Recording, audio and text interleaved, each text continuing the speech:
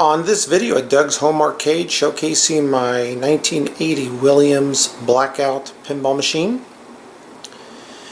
This machine's got a very interesting backstory. I'll be going into that in a moment.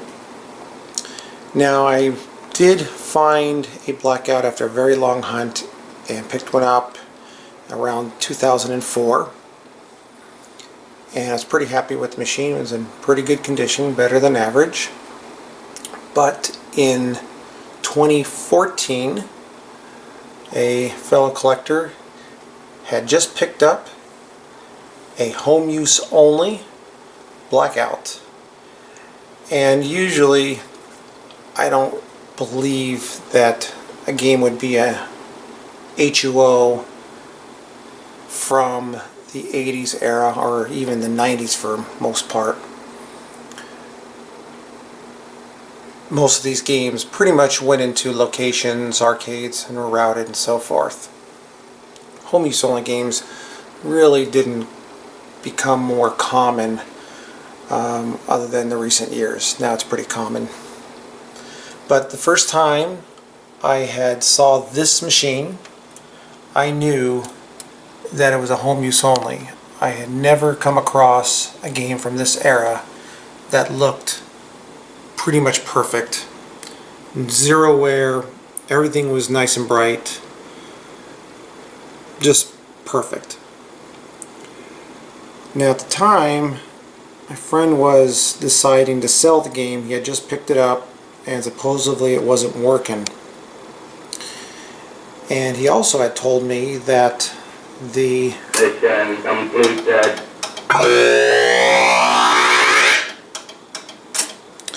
He had also told me that the person that he had gotten this from was the original owner of the game and had won the game on The Price is Right back in the day.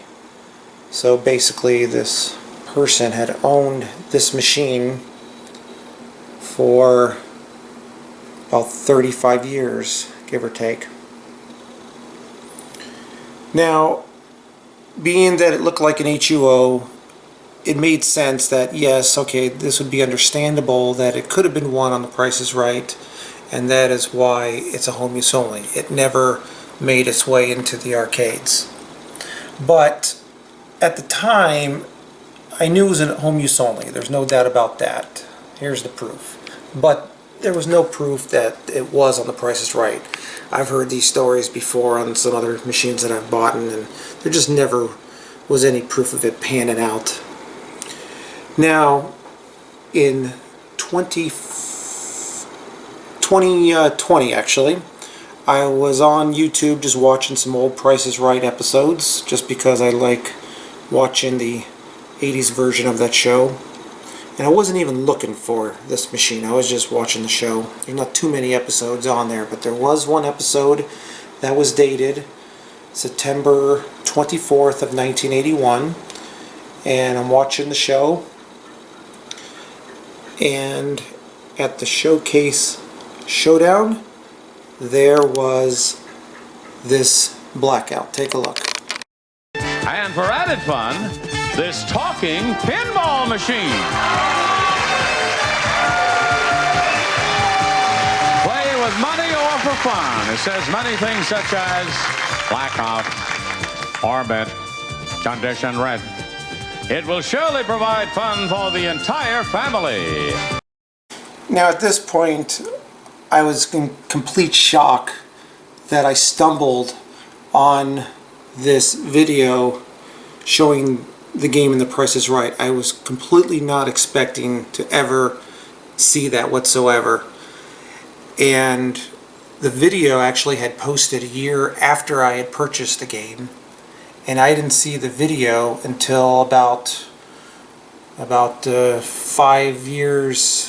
I was actually in 2020, so about more like 6 years after I had purchased it. And I also was able to do a little bit more homework and do a little bit more validation at that point, that it made sense why this was a home use only, and that indeed it did come from The Price is Right. It's a pretty neat story. That's something you don't really come across whatsoever. The paint on this cabinet is just amazing. It looks like brand new. Now the reason why I chose Blackout to be in my collection, this was a pretty hard game to find.